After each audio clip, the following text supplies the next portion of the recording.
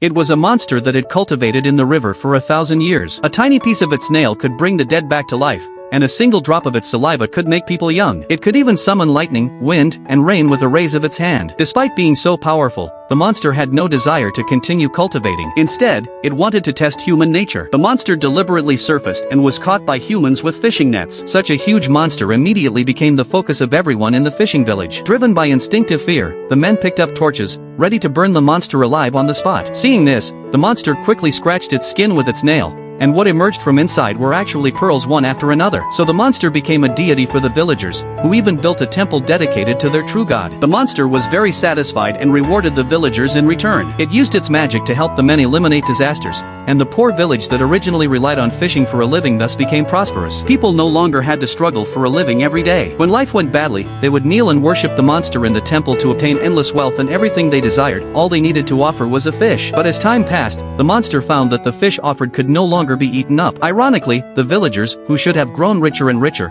all looked poor one by one. The monster had underestimated human nature. Gaining results without effort would only make men more greedy. Coupled with the gap between social classes, it was impossible to make all men prosperous together. One villager, driven by the desire for money, picked up a dagger and stabbed the monster. In an instant, what spilled out was not just pearls and money, but also greed and desire. The ugliness of human nature erupted completely at this moment. It was an extremely cruel slaughter and the villagers' final carnival. The former prosperity soon declined, and eventually the entire village became completely silent. Only the ripples on the water lapped against the monster's empty shell left on the shore. Not knowing how much time had passed, a monk holding a staff and wearing a bamboo had arrived here. The man said. It turned out that this was just a bet between the monk and his senior brother. His senior brother had always insisted that human nature is ugly, that people are irredeemable, and that all living beings are not equal. But the monk thought the opposite. He insisted that human nature is inherently good, but lacks guidance and enlightenment. Although this path is difficult, someone has to walk it.